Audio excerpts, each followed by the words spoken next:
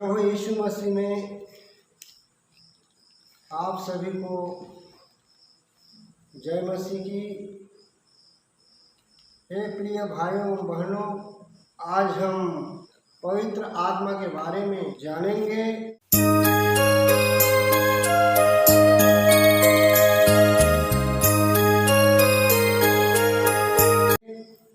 वास्तव में बहुत से लोग इस संसार के विश्वासी लोग कहते हैं कि पवित्र आत्मा को हम कैसे पहचानें। इस पहचानने से पहले हम आत्मा क्या चीज़ है उनके बारे में जानना चाहेंगे। उत्पत्ति के पुस्तक और पहला अध्याय के 2 पद में लिखा है, पृथ्वी बेडौल और सुनसान पड़ी थी और गहरे जल के ऊपर अंधियारा था तथा परमेश्वर का आत्मा जल के ऊपर मंडराता था। हे प्रियो,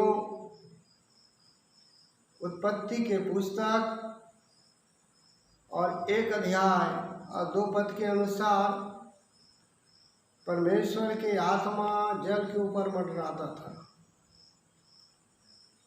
परमेश्वर की आत्मा जल के ऊपर क्यों मंडराता था, इस बात को हम जानेंगे। जैसे फूलों के ऊपर में भौरा मंडराता है, पक्षी फूलों के रस चूसने के लिए मंडराते हैं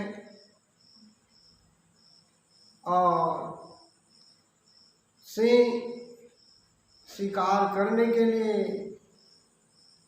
जानवर के चारों तरफ मंडराते हैं। चोर किसी वस्तु के चारों तरफ इसलिए मंडराते हैं कि उसे चोरी करे। इसी तरह से मंडराने का कोई न कोई उद्देश्य होता है। उसी तरह से परमेश्वर का आत्मा जल के ऊपर मंडराता था, क्योंकि ये संसार सुनसान और बेडौल पड़ी हुई थी। कोई मनुष्य नहीं थे, जानवर भी नहीं था, कोई भी वस्तु इस संसार में नहीं थे। परमेश्वर इस संसार को विस्तार देने के लिए उनकी आत्मा जल के ऊपर मंडराता था। वो सोच रहा था कि इस संसार को मैं कैसे बनाऊं, कैसे आकार दूं। तो यहाँ हम देखते हैं तो परमेश्वर की आत्मा जल के ऊपर मंडराता था। तो आत्मा एक ऐसी चीज़ है, एक ऐसी हल्की चीज़ है जो मंडराने वाली चीज़ है। उस आत्मा में विचार है, उस आत्मा में जीवन है, उस आत्मा में ज्योति है। और उस ज्योति को हम कैसे जाने, उस आत्मा को हम कैसे पहचाने। क्या आत्मा आग है? क्या आत्मा पानी है? क्या आत्मा तेल है? क्या आत्मा हवा है? क्या वह कबूतर के नाई है, कबूतर है? क्या उसमें मांस है? क्या उसमें हड्डी होती है? क्या वो छाया है कि हल्की है कि वजन है? इस बात को हम जानना चाहेंगे। तो परमेश्वर की आत्मा, कभी कभी हम आत्मा को आग के रूप में देखते हैं। जैसे निर्गमन के पुस्तक में हमने देखा कि जब मूसा अपने सास ससुर के भेड़ बकरी को चराने के लिए होरेब पर्वत पर गए थे तो वहाँ परमेश्वर का आत्मा उसे झाड़ी पर आग के रूप में दिखाई दिया। मूसा अपनी आँखों से बहुत समय तक देखते रहा। जैसे हम और देखते हैं, जैसे प्रभु यीशु मसीह बपतिस्मा लेकर के यरदन नदी से जब पानी से बाहर आता है तो उनके शरीर में पवित्र आत्मा कबूतर के नाई प्रवेश करता है। उस जगह में रहने वाले लोगों अपने आँखों से उनको देखे हैं। तो पवित्र आत्मा को आँख से भी देखा जा सकता है। वो कबूतर की नाई उनके पंख होते हैं और वो आत्मा किसी के शरीर में प्रवेश करने का वो क्षमता रखता है। उस आत्मा को आप भारी से भारी वजन भी कह सकते हो और उस आत्मा को आप हल्की से हल्की चीज़ भी कह सकते हो। जब हम देखते हैं तो प्रेरित के काम को देखते हैं 2 अध्याय को और 1 पद से 4 पद तक, तो पेंतीकोस्त के दिन पवित्र आत्मा आंधी की नाई सनसनाहट सी उस जगह में रहने वालों के शरीर में प्रवेश करता है। जब पवित्र आत्मा उतरता है उस जगह में रहने वाले हर एक लोग अन्य अन्य भाषा बोलने लगे, पवित्र आत्मा से भर गए और पवित्र आत्मा का अनुभव करने लगे। हे प्रिय भाइयों बहनों, पवित्र आत्मा एक तूफान की नाई रफ्तार से चलने वाली है और उस पवित्र आत्मा में आवाज़ भी होती है सनसनाहट की। जब पवित्र आत्मा किसी के जीवन में उतरता है तो उनके जीवन बदल जाता है। जैसे हम 1 सामुएल और 10 अध्याय के 10 पद में जब पढ़ते हैं, परमेश्वर का आत्मा साउल पर बल से उतरा और वह उसके बीच में नबूवत करने लगा। जब परमेश्वर के आत्मा पवित्र आत्मा किसी के शरीर में बल से उतरता है वो सामर्थ्य प्राप्त करता है।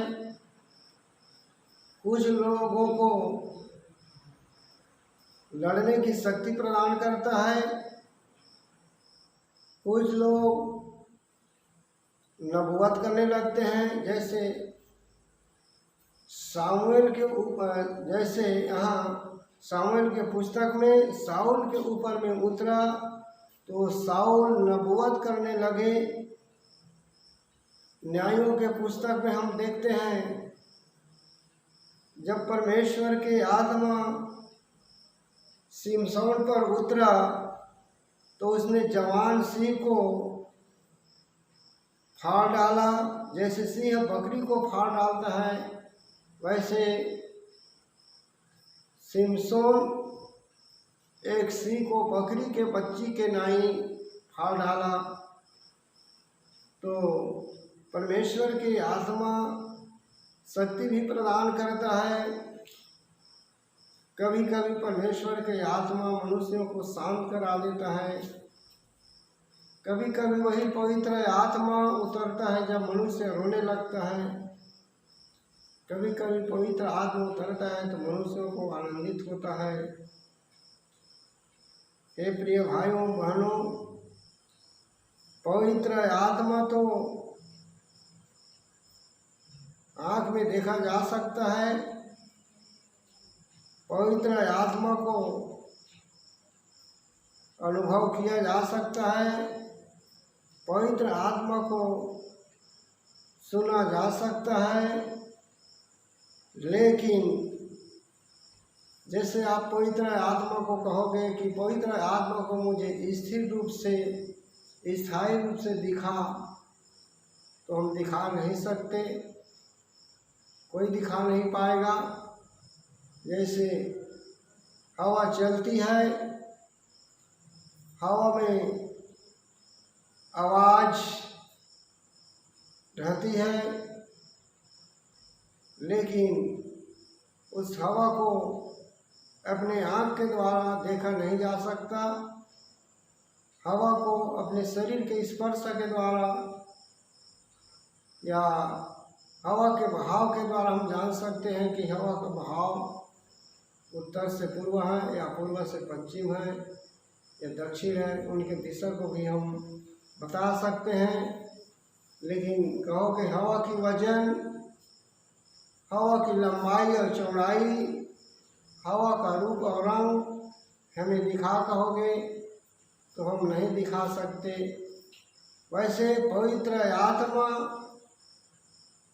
को कोई मनुष्य नहीं दिखा पाएगा, लेकिन जब पवित्र आत्मा किसी के शरीर में उतरता है तो पवित्र आत्मा उनको प्रभाव डालता है।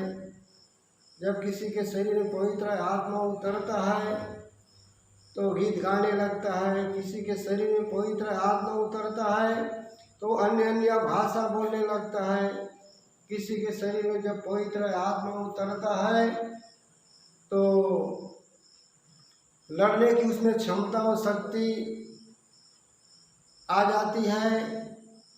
जैसे एलिया के शरीर में पवित्र आत्मा उतरा तो 450 नबियों को मारने का सामर्थ्य रखा। वो सिमसौन के शरीर में पवित्र आत्मा उतरा तो सिंह को बकरी के बच्चा के नाई फाड़ डालने की उसको शक्ति और सामर्थ्य मिला।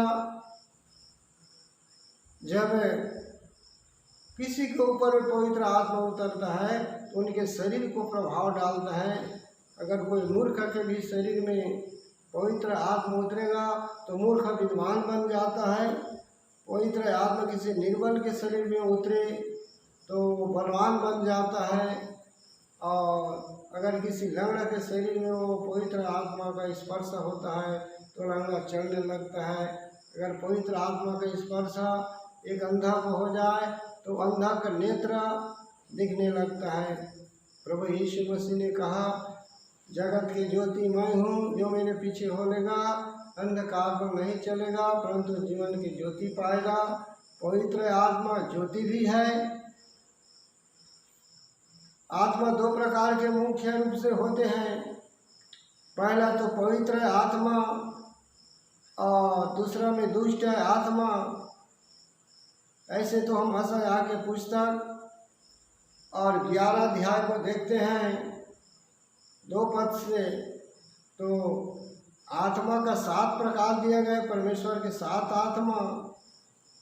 तो वो आत्मा का प्रकार है जो मनुष्यों को प्रभाव डालता है, उनको प्रकार माना गया है। आत्मा तो एक ही है और उनका प्रकार 7 प्रकार के हैं।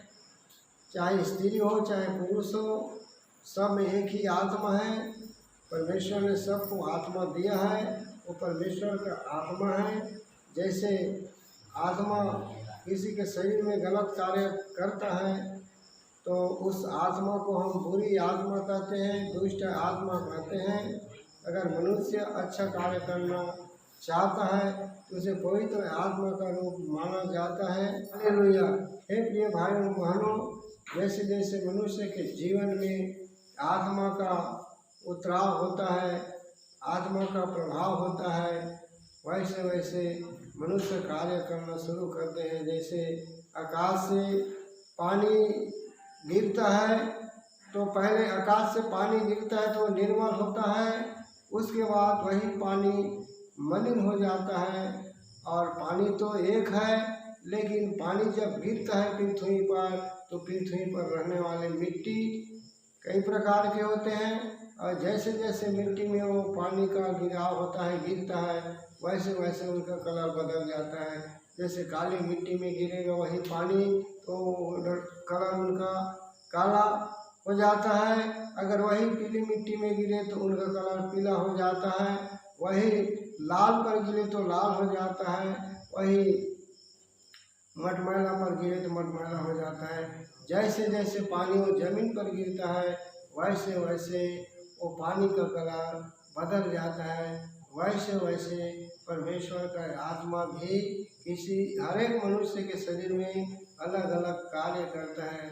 अगर कोई पवित्र आत्मा को पा करके अच्छा गीत लिखता है, कोई पवित्र आत्मा को पा करके अच्छा गीत गाता है, कोई पवित्र आत्मा को पा करके चंगाई करता है, कोई पवित्र आत्मा को पा करके मार्गदर्शन देता है, कोई पवित्र आत्मा को पा करके एक दूसरे का सहयोग करता है। बिना पवित्र आत्मा के मनुष्य अच्छा कार्य नहीं कर सकता। जैसे पौलुस ने पवित्र आत्मा को पाया और सुसमाचार को लिखा, पतरस ने पवित्र आत्मा को पाया और परमेश्वर के वचन का प्रचार करने लगा। थोमा ने पवित्र आत्मा पाया और अपने देश को छोड़ करके भारत देश में आकर के वो भी प्रचार करने लगा। तो पवित्र आत्मा सामर्थ्य भी देता है, पवित्र आत्मा मार्गदर्शन दिखाता है, पवित्र आत्मा सब कुछ कर सकता है।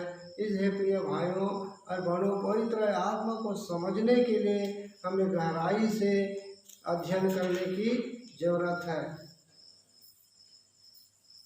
मैं आशा रखता हूँ और विश्वास करता हूँ जितनों ने आज इस वचन को सुने हैं उन सबको पवित्र आत्मा बातचीत करेंगे आज और उस सामर्थ्य से बलवंत होंगे और पवित्र आत्मा के बारे में जानेंगे।